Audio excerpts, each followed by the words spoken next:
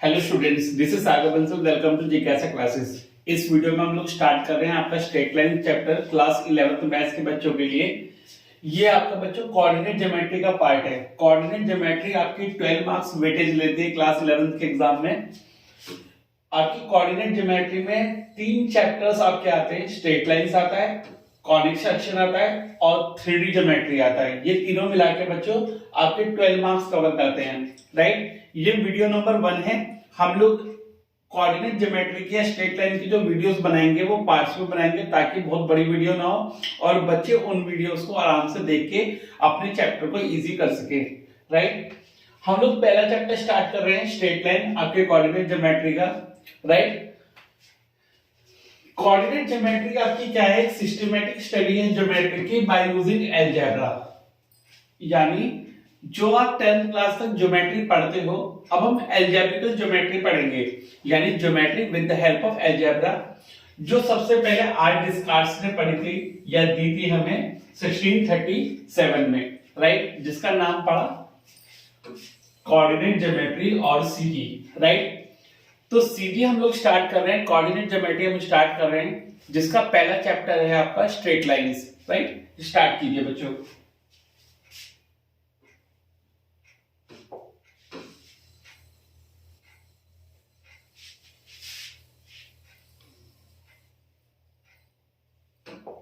बच्चों जो इसका पहला पार्ट है वो आपका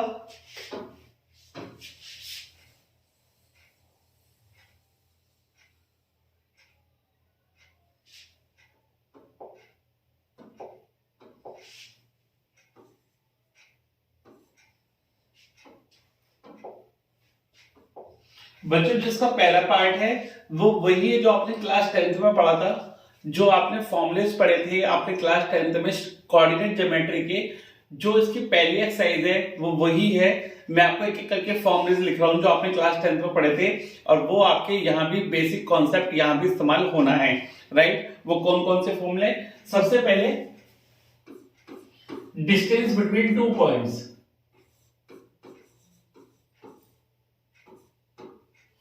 डिस्टेंस बिटवीन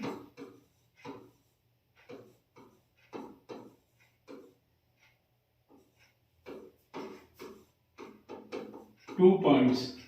सपोज करो एक पॉइंट है ए जिसके कोऑर्डिनेट है x1 y1, एक पॉइंट है आपका बी जिसके पॉइंट है आपके x2 y2, कोऑर्डिनेट से आपके x2 y2, राइट। अगर मुझे डिस्टेंस निकालना है ए बी, तो उसका फॉर्मूला हमने पढ़ा था बच्चों, क्या होता है? Under root x2 minus x1 का whole square plus y2 minus y1 का होल स्क्वायर, ठीक है बच्चों। डिस्टेंस फॉर्मूला हमने कब पढ़ा था? क्लास 10th में। यहाँ पे भी वो एज इट इज यूज होना है 2D ज्योमेट्री में। डिस्टेंस फॉर्मूला 2 पॉइंट्स के बीच का x2 माइनस x1 का whole square plus y2 minus y1 का होल स्क्वायर, अगर 2 पॉइंट आपको ए भी दे रखे हैं, राइट। सेकंड फॉर्मूला है एरिया ऑफ ट्रायंगल। क्या सभी बच्चों को मेरी आवाज क्लियर समझ में आ रही है? Second one is area of triangle between 3 points. Area of triangle का फॉर्मूला सभी बच्चों को याद है? मैं भी याद करा देता हूं 2 मिनट में आपको। ये आपका डिस्टेंस बिटवीन 2 पॉइंट्स पहला पार्ट है। दूसरा टॉपिक देखिए इसका क्या है। दूसरा है एरिया ऑफ ट्रायंगल एबीसी, ठीक है, जहां पे ए के कोऑर्डिनेट्स हैं आपके x1 y1, बी के कोऑर्डिनेट्स हैं आपके x2 y2 और सी के कोऑर्डिनेट्स हैं आपके x3 y3। तो एरिया ऑफ ट्रायंगल निकालने का क्या फॉर्मूला होता है? क्या सभी बच्चों को याद है? एरिया ऑफ ट्रायंगल एबीसी निकालने का फॉर्मूला होता है हाफ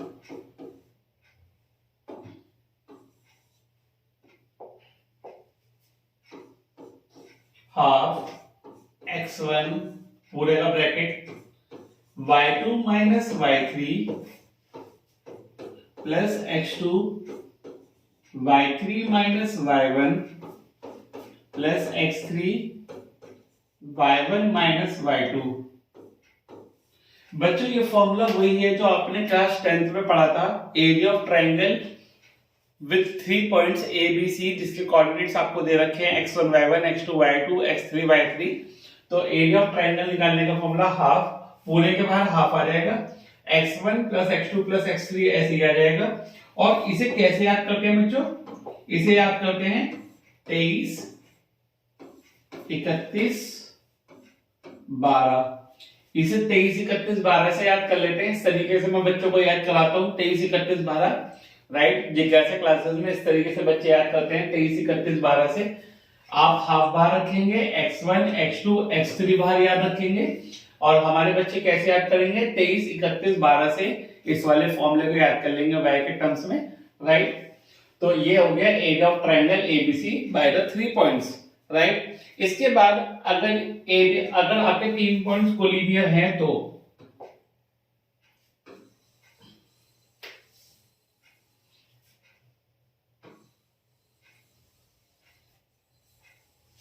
बेटा इसके ऊपर तीसरा पॉइंट क्या बैठता है तो देखिएगा,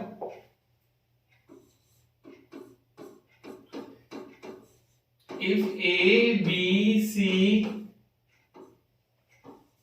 आर कोलिनियर,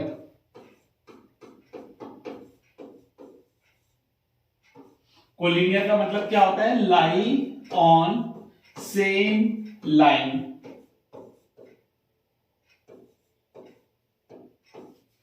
अगर ए बी सी आपके कोलिनियर हो जाते हैं बेटा, कोलिनियर का क्या मतलब है कि वो सेम लाइन पे लाई कर रहे हैं, सेम लाइन पे क्या कर रहे हैं? लाई कर रहे हैं। अगर ए बी सी आपके कोलिनियर हो जाते हैं तो क्या मतलब है? Area of triangle A B C किसके इक्वल हो जाएगा? आपके 0 के, ठीक है। अगर 3 पॉइंट्स आपके कोलिनियर होते हैं तो ए बी सी क्या हो जाएगा? आपका area of triangle A B C equal to 0। जब तीनों पॉइंट्स एक ही लाइन पे लाई करेंगे तो एरिया ऑफ ट्राइंगल तो होगा ही नहीं, जो कि किसके इक्वल हो जाएगा? आपका 0 के इक्वल हो जाएगा, ठीक है। यानी half x1 y2 minus y3 plus x2 y3 minus y1 plus x3 y1 minus y2 किसके इक्वल हो जाएगा बच्चों? 0 के। यानी एरिया ऑफ ट्राइंगल पूरा किसके इक्वल रख दोगे? आप 0 के इक्वल रख दोगे। ये 2 जाएगा आपका 0 में, ठीक है। 2 0 से 0 हो गया, तो ये पूरा आप 0 के इक्वल रख सकते हो। यानी कि x1 y2 minus y3 plus x2 y3 minus y1 plus x3 y1 minus y2 equal to 0, ठीक है। तो ये फॉर्मूला आप पूरा का पूरा किसके इक्वल पुट कर सकते हैं? 0 के। यानी अगर 3 पॉइंट्स आपको कोलिनियर दे रखे हैं तो ये फॉर्मूला आपको पहले से पता होगा, ठीक है। ये हम पुट करके या लेके चलेंगे क्वेश्चन की स्टार्टिंग में, ठीक है। इसके बाद आप लोगों ने सेक्शन फॉर्मूला पढ़ा होगा क्लास 10th में। जरा देखिए सेक्शन फॉर्मूला क्या था।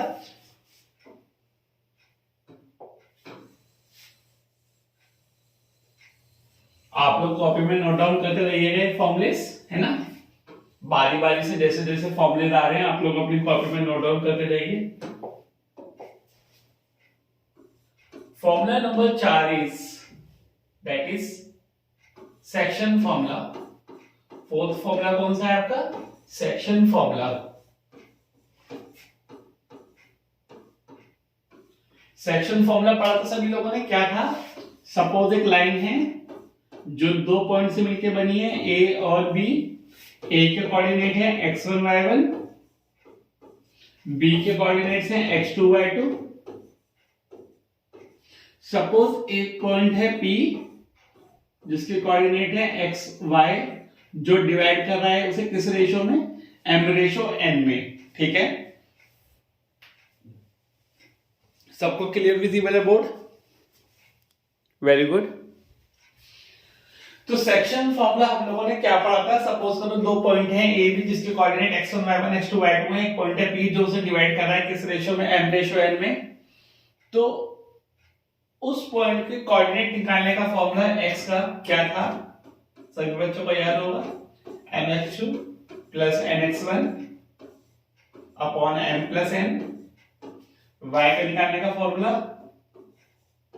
m/2 plus m/1 upon m plus n। ठीक है, तो ये सेक्शन फॉर्मूला होता है बच्चों दो पॉइंट के बीच का निकालने का। यानी कि दो पॉइंट के बीच में कोई पॉइंट है जो उसे डिवाइड कर रहा है किस रेशो में, m रेशो n में, तो आप सेक्शन फॉर्मूला से इस तरीके से आप उस पॉइंट के कोऑर्डिनेट्स को निकाल सकते हैं। बच्चे इसे बोलते हैं section formula for internal division.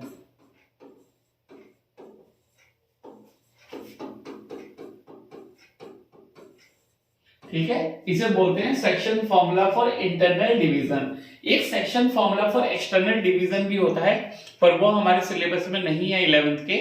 तो आप सिर्फ क्या पढ़ेंगे, section formula for internal division mx2 plus nx1 upon m plus n, my2 plus ny1 upon m plus n। बोलिए बात याद आ गई। m और n आपको रेशो दे रखा होगा और x1 y1 x2 y2 आपको दो पॉइंट के कोऑर्डिनेट दे रखे होंगे। ठीक है, अब सपोज करिए कि ये जो पॉइंट है P, ये A और B के मिड पॉइंट पे डिवाइड कर रहा है। A और B कहां डिवाइड कर रहा है P पॉइंट? उनके मिड पॉइंट पे।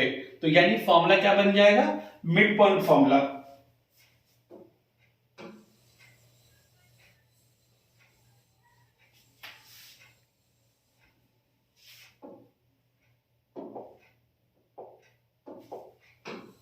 Now the fifth formula is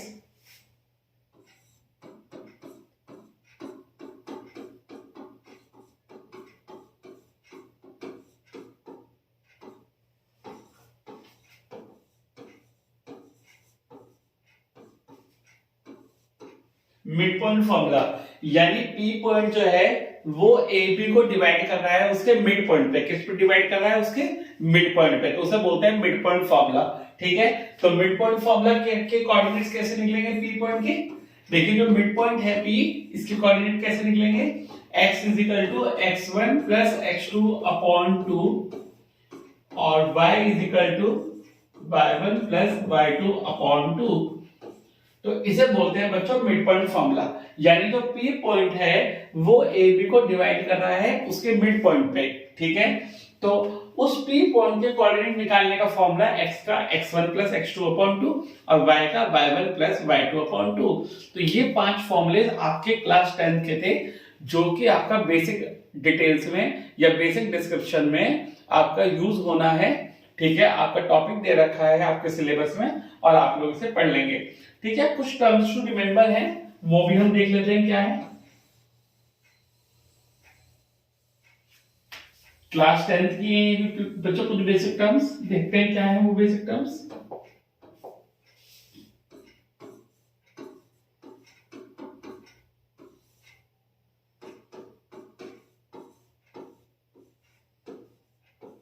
कुछ बेसिक इंफॉर्मेशन है जो हमें याद रखनी है क्या।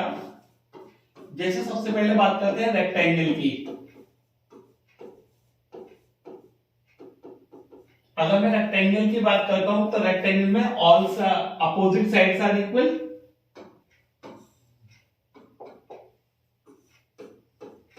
Opposite sides are equal.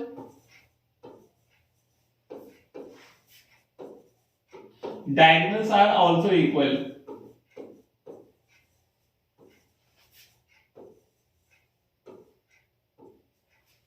Opposite sides are equal, diagonals are also equal. किसमें? आपके रेक्टेंगल में अपोजिट साइड्स इक्वल होती हैं, डायगोनल्स भी क्या होती हैं? इक्वल होती हैं। किसमें? रेक्टेंगल में। ठीक है, सेकंड बात करें किसकी? पैरेललोग्राम की।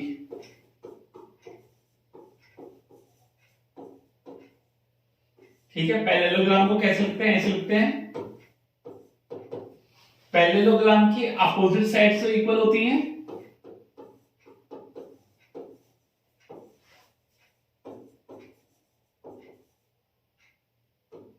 but diagonals are not equal.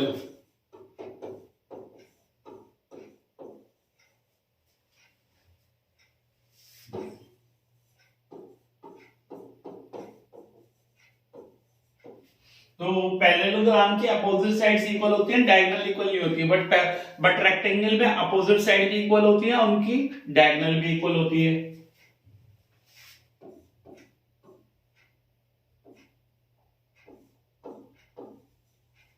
Third बात करें स्क्वायर की,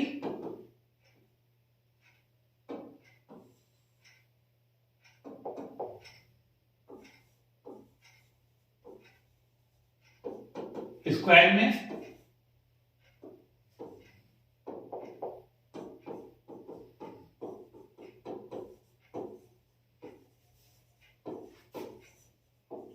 all sides are equal, diagonals are also equal.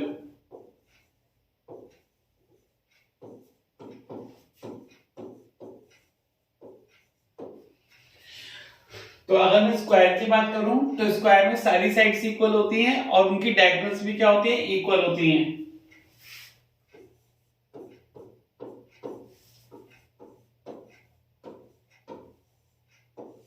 अगर मैं रोम्बस की बात करूं तो all sides are equal,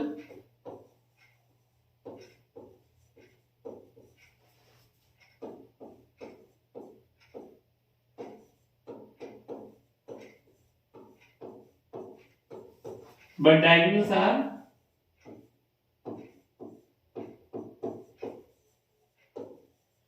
not equal। ठीक है, तो ये 4 बेसिक इंफॉर्मेशन है जो आपको याद रखनी है। हमारे सिलेबस में है कि रेक्टेंगल कब होता है,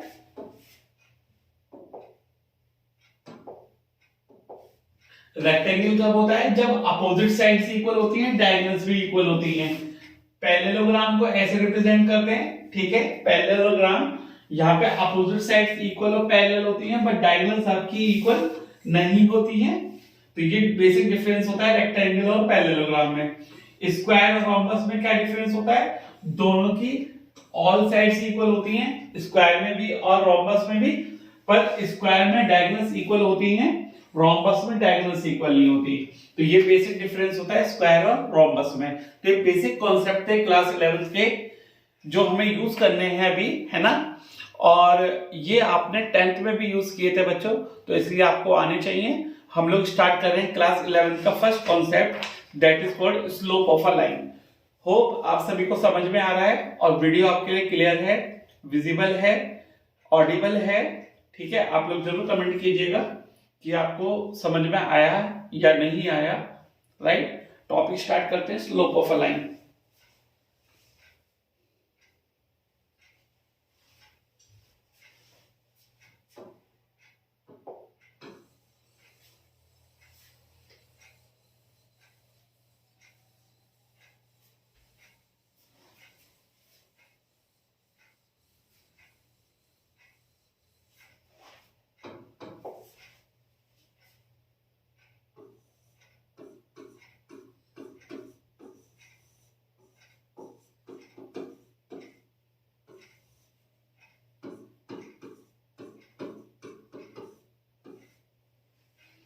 टॉपिक है बच्चों slope of a line. Slope of a line क्या होता है, राइट?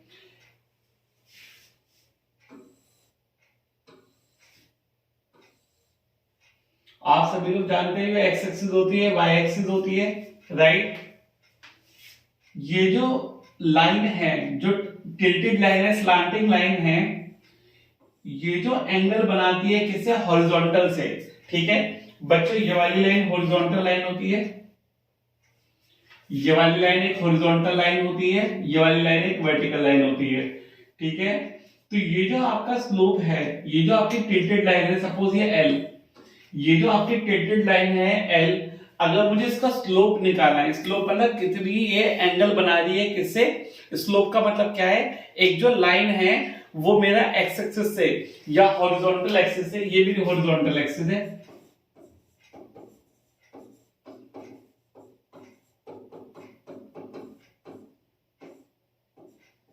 ठीक है, ये मेरी हॉरिजॉन्टल एक्सिस है।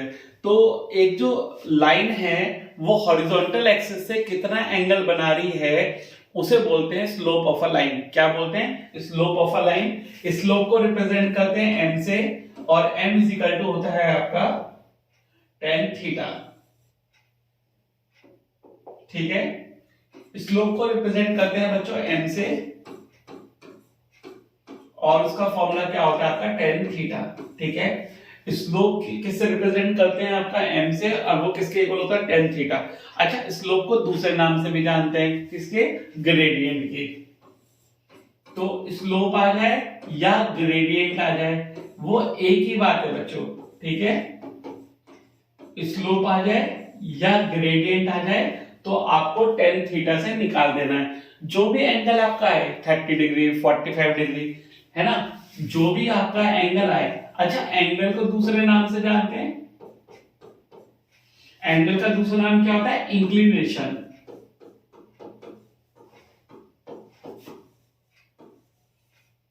एंगल और इंक्लिनेशन ऑफ अ लाइन यहाँ पे किससे रिप्रेजेंट कर रखा है, थीटा से, ठीक है। एंगल पूछ लें या इंक्लिनेशन पूछ लें, तो यानी आपसे क्या पूछा है, एंगल पूछा है। क्या पूछा है आपसे, एंगल, ठीक है। एंगल पूछ लें या इंक्लिनेशन पूछ लें लाइन का, यानी कितना एंगल बना रहा है हॉरिजॉन्टल एक्सिस से, तो उसे बोलते हैं इंक्लिनेशन या फिर एंगल, ठीक है। और अगर स्लोप पूछा जाए कि स्लोप कितना एंगल बना रहा है, तो वो होता है m is equal to tan theta. क्या होता है, m equal to tan theta. तो स्लोप पूछ ले या ग्रेडियंट पूछ ले तो एक ही बात है बच्चों, ठीक है, एक ही बात है। आगे बढ़ते हैं, ठीक है। अगर एक लाइन पैरेलल है एक्स एक्सिस के या सिर्फ एक्स एक्सिस है, तो थीटा हो जाएगा मेरा 0 डिग्री। जरा देखिएगा एक बार, जरा यहाँ पे एक चीज और है, if a line is parallel to x axis, अगर एक लाइन पैरेलल है एक्स एक्सिस के तो थीटा कितने डिग्री हो जाएगा, 0 डिग्री, ठीक है। तो उसका स्लोप कितना हो जाएगा, m equal to tan theta, यानी कि टेन 0 डिग्री, और टेन 0 की वैल्यू क्या होती है, 0। तो यानी अगर एक लाइन पैरेलल है एक्स एक्सिस के तो उसका स्लोप कितना होगा, 0। अगर एक लाइन पैरेलल है एक्स एक्सिस के तो उसका स्लोप कितना होगा, 0। अगर एक लाइन पैरेलल है वाई एक्सिस के,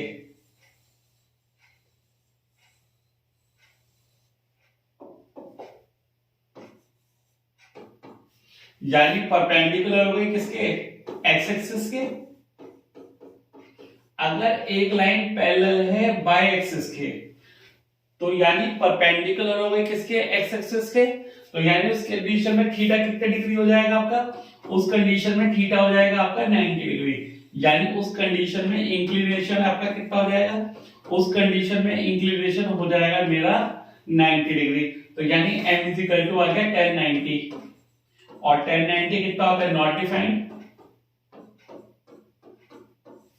तो यानी परपेंडिकुलर लाइन का, यानी कि अगर कोई लाइन y एक्सिस के पैरेलल है, यानी कि x एक्सिस के परपेंडिकुलर है, तो हम उसका स्लोप नहीं निकाल पाएंगे, हम उसका स्लोप नहीं निकाल पाएंगे। क्यों नहीं निकाल पाएंगे, क्योंकि उसका स्लोप क्या हो जाएगा बच्चों, इनफाइनाइट हो जाएगा। क्यों हो जाएगा इनफाइनाइट, क्योंकि आपको पता है 1090 की जो वैल्यू होती है वो नॉट डिफाइंड होती है। क्या होती है बच्चों, नॉट डिफाइंड, ठीक है,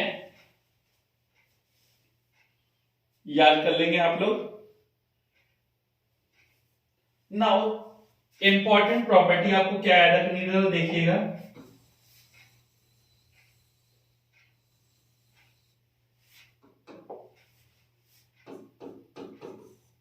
if two lines are parallel, जरा मैं ठीक से लिख देता हूं,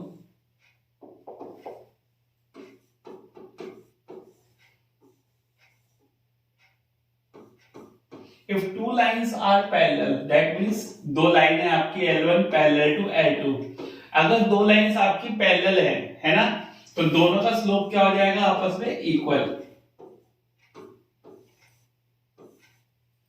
ये बात आप लोग याद रखेंगे कि अगर दो लाइन आपकी पैरेलल हैं,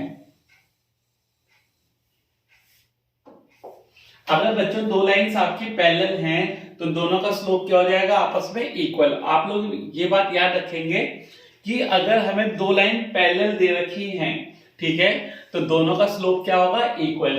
ये बात आपको पहले से याद होनी चाहिए। If two lines are perpendicular,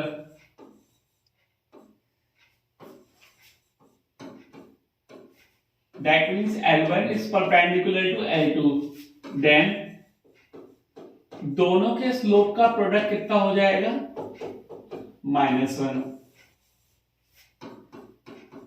ये बात आपको पहले से याद होनी चाहिए। दो इंपॉर्टेंट पॉइंट हैं स्लोप के रिगार्डिंग, आपको याद होने चाहिए।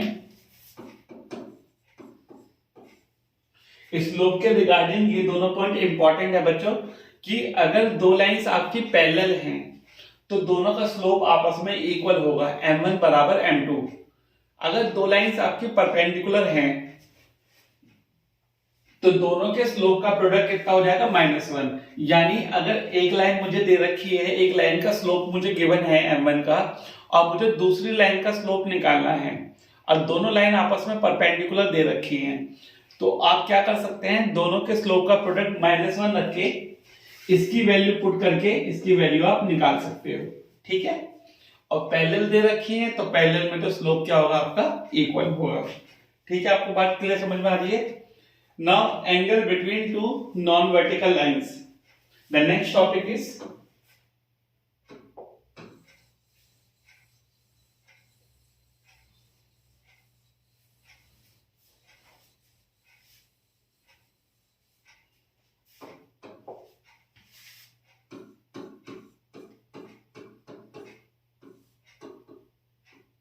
now the next topic comes out to be angle between two non-vertical lines.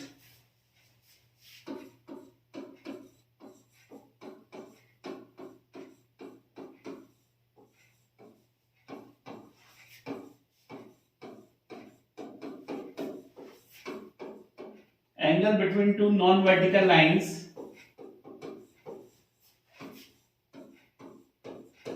whose slopes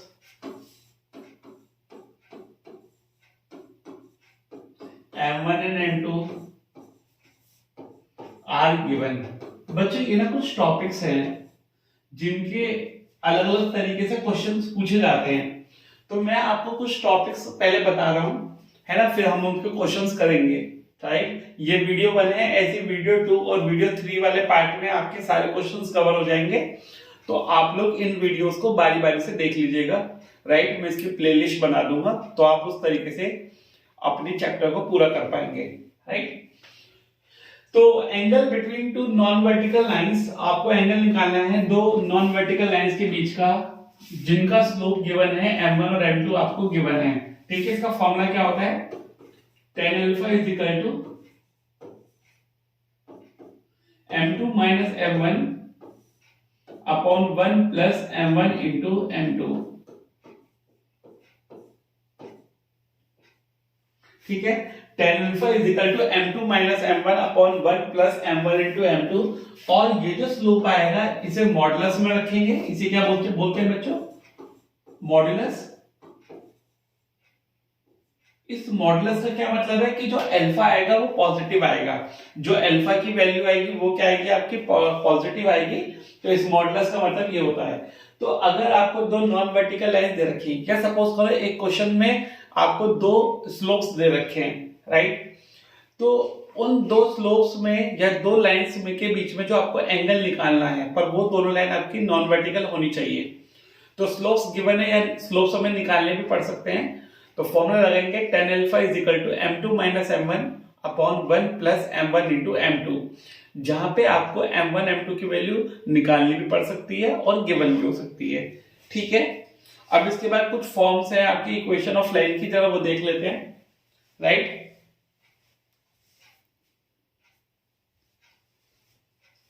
The next one is various forms of equations of line.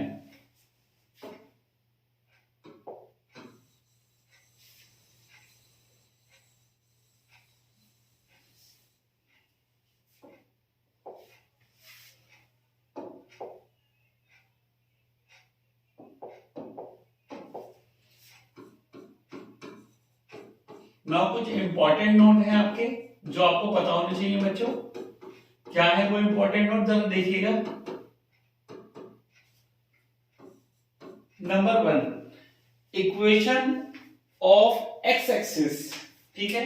ये कुछ हम लोग बच्चों क्लास 10th में भी पढ़ चुके हैं, बहुत सारे बच्चों को पहले से आती भी होगी। इक्वेशन ऑफ एक्स एक्सिस, बच्चों एक्स एक्सिस का मतलब क्या होता है कि अगर कोई भी पॉइंट आपका एक्स एक्सिस पे लिया जाए तो वाई वाला, तो वो क्या होता है 0।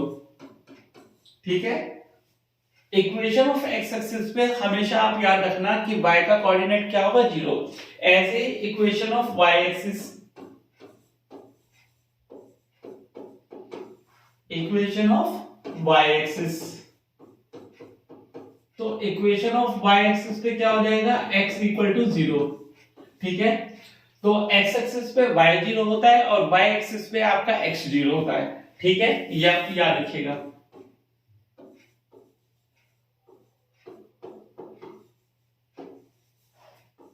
Now equation of a line, अगर हमें एक लाइन दे रखा है, equation of a line on RHS of Y axis,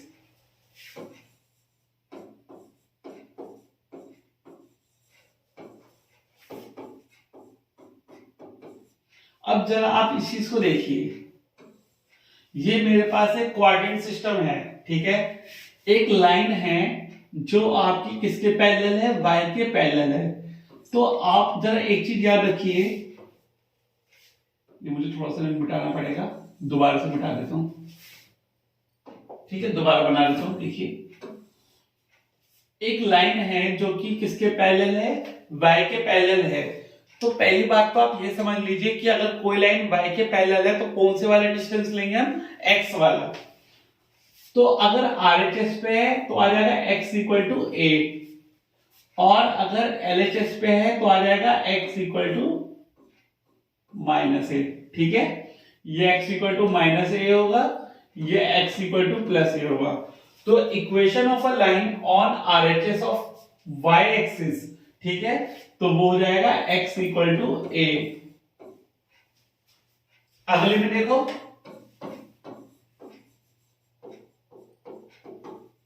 equation of a line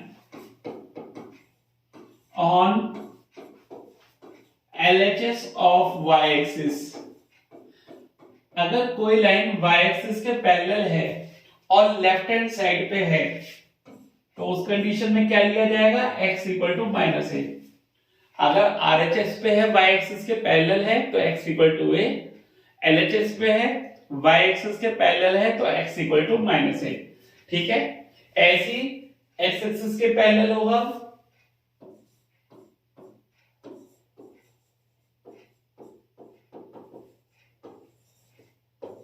equation of a line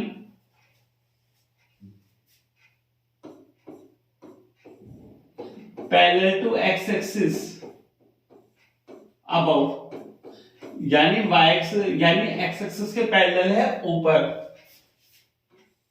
ठीक है, इस तरीके से तो ये वाला डिस्टेंस आएगा आपका, कौन से वाला, ये वाला। तो ये हो जाएगा y is equal to B, क्योंकि पॉजिटिव में है। ठीक है, क्या हो जाएगा अबव के लिए, y is equal to B. तो एक लाइन है जो कि पैरेलल है किसके, x एक्सिस के, तो कौन से वाला डिस्टेंस लिया जाएगा, y का।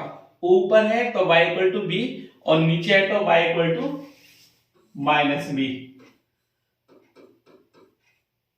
ठीक है, ये माइनस बी है और ये कौन सा है, b।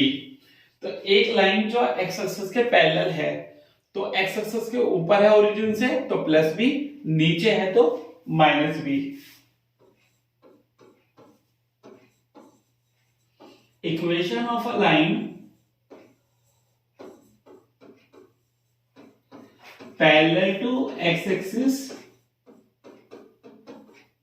बिलो, यानी ओरिजिन से नीचे, तो इस बार क्या आ जाएगा, y is equal to minus का बी। ठीक है, राइट साइड में है तो x equal to A, left side में है x equal to minus A, ऊपर है तो y इक्वल टू बी, और नीचे है तो y equal to minus B, और x एक्सिस पे y 0 और y एक्सिस पे x 0। जल्दी से देख के बताइए और बताइए समझ में आया या नहीं आया, तेजी से बताइएगा, लेट मत कीजिएगा।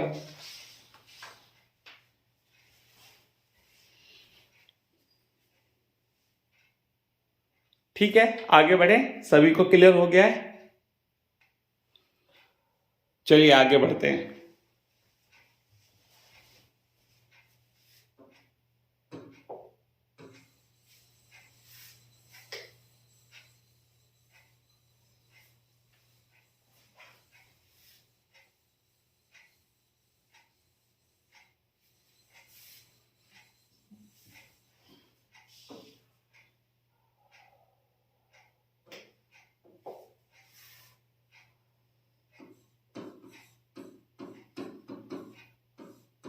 Now the next topic is equation of a line in point slope form.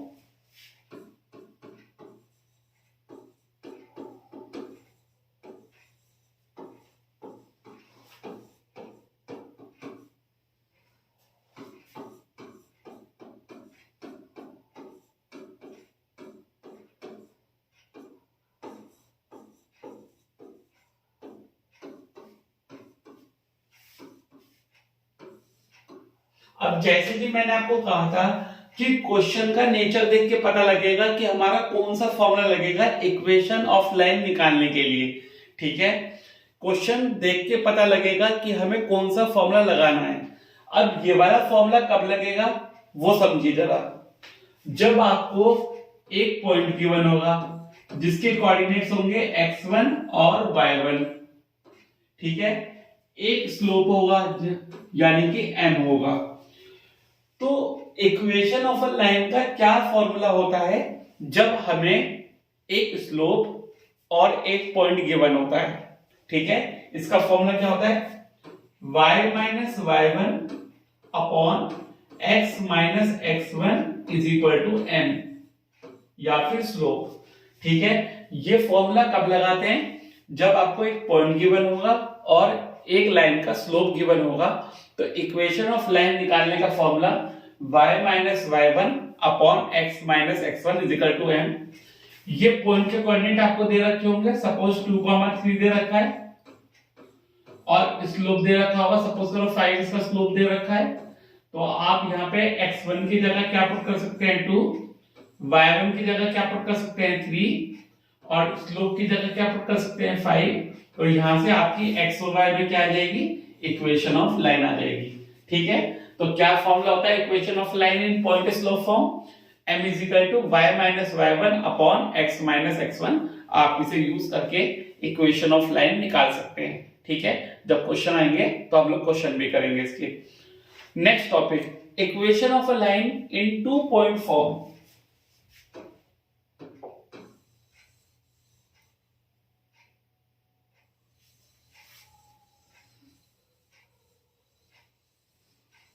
अब क्या है आपका equation of a line in 2 point form. अब आपको 2 पॉइंट दे रखे होंगे,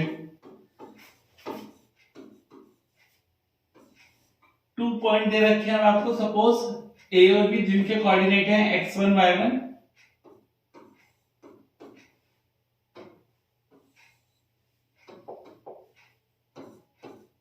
अब 2 पॉइंट दे रखे हैं सपोज जिनके कोऑर्डिनेट है x1 y1 और x2 y2। ठीक है, अब इक्वेशन ऑफ अ लाइन निकालनी है 2 पॉइंट फॉर्म में, यानी अब आपको 2 पॉइंट गिवन है क्वेश्चन में, सपोज ए और बी जिनके कोऑर्डिनेट्स हैं x1 y1 और x2 y2। तो इसका फॉर्मूला क्या होता है इक्वेशन ऑफ लाइन निकालने का, y minus y1 upon x minus x1 is equal to y2 minus y1 upon x2 minus x1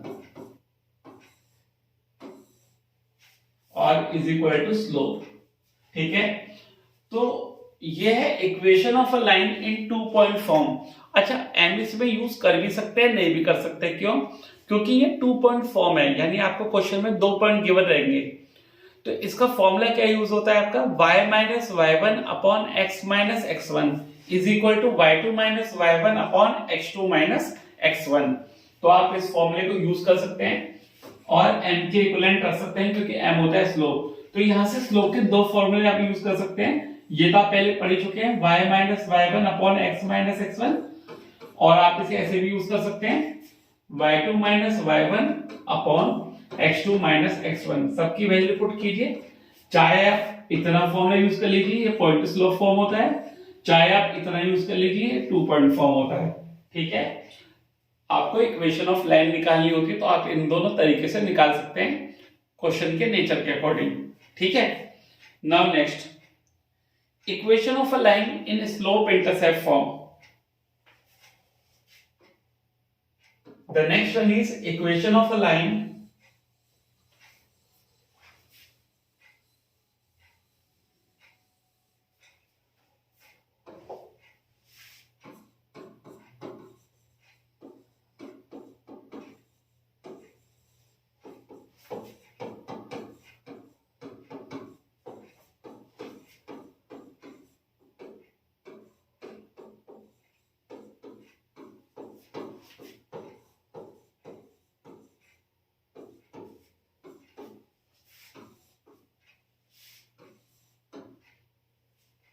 equation of a line in slope intercept form, ठीक है, ये दो होती है आपकी, y is equal to M x plus c, ठीक है, y is equal to M x plus c, ये होती है स्लोप इंटरसेप्ट फॉर्म, जिसमें आपको y इंटरसेप्ट क्या गिवन है, c,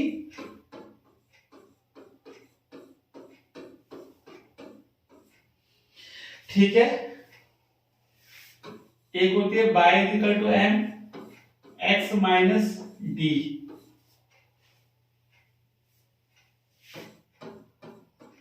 जहां पे आपको x इंटरसेप्ट दे रखा हो क्वेश्चन में, और यहाँ पे x इंटरसेप्ट क्या है आपका d, और यहाँ पे आपका y इंटरसेप्ट है c।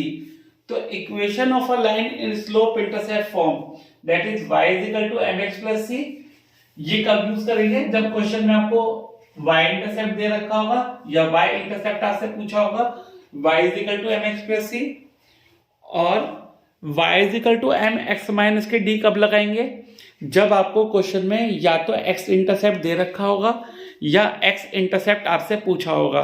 तो फॉर्मूला क्या लगेगा आपका, y is equal to M x minus के डी, ठीक है। ये दो फॉर्मूले होते हैं आपके स्लोप इंटरसेप्ट फॉर्म के, एक तो होता है y is equal to M x plus c, ये कब लगाएंगे, जब क्वेश्चन में आपको इंटरसेप्ट फॉर्म में दे रखा होगा या पूछा होगा। तो y is equal to M x plus c, जब आपको y इंटरसेप्ट c की वैल्यू गिवन होगी या पूछी होगी, या y is equal to M x minus के डी, जब आपसे x इंटरसेप्ट पूछा होगा या गिवन होगा, तो आप लगाएंगे y is equal to M x minus के डी। इसके बाद आता है बच्चों equation of a line in intercept form. अब आपको x और y इंटरसेप्ट दोनों दे रखे होंगे एक ही इक्वेशन में, क्या बोलते हैं इसे, equation of a line in intercept form.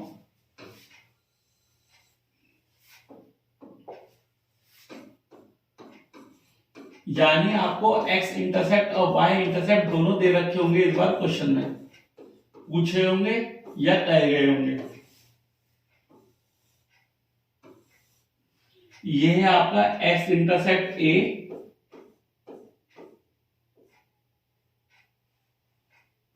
और ये है आपका y इंटरसेप्ट b, ठीक है। ये है आपका x इंटरसेप्ट a और ये है आपका y इंटरसेप्ट b। तो equation of a line in intercept form का फॉर्मूला क्या होता है, x upon a plus y upon b is equal to 1, ठीक है। Equation of a line in intercept form का फॉर्मूला क्या होता है बच्चों, x upon a plus y upon b is equal to 1, या तो गिवन होगा, ठीक है, हमें उसके अकॉर्डिंग a और b की वैल्यू निकालनी होती है क्वेश्चंस में, या हमें इक्वेशन पूछी होगी जिसमें हमें x इंटरसेप्ट a पता होगा, y इंटरसेप्ट b पता होगा, और हमें सॉल्व करके इक्वेशन निकालनी होती है। तो इस टाइप से क्वेश्चन पूछे जा सकते हैं, या तो x इंटरसेप्ट दे रखा हो y इंटरसेप्ट निकालना हो, या y इंटरसेप्ट दे रखा हो x इंटरसेप्ट निकालना हो, या दोनों ही दे रखे हो इक्वेशन ऑफ लाइन निकालनी हो। तो क्या होता है equation of line intercept form, x upon a plus y upon b is equal to 1, ठीक है। Now the next is equation of a line in normal form. ये हमारा लास्ट टॉपिक है इस वीडियो का, हम लोग कंटिन्यू करेंगे नेक्स्ट वीडियो में फिर, है ना।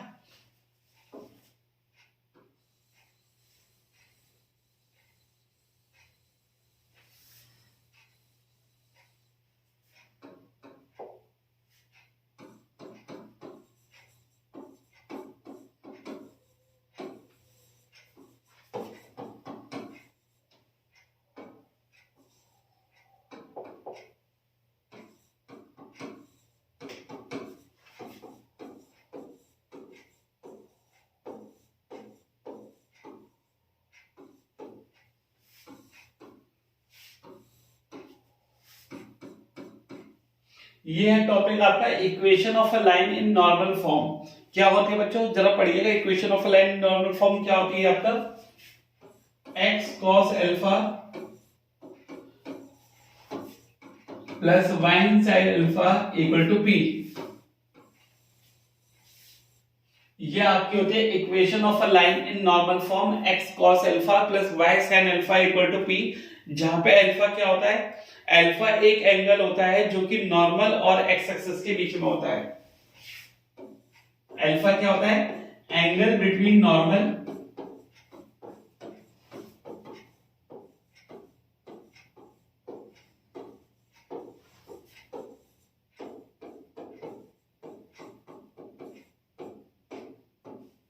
Angle between normal and X axis, और p क्या होता है, perpendicular distance, that is the perpendicular distance.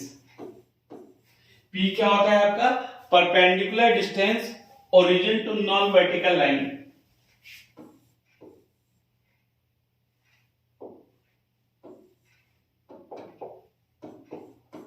Between origin and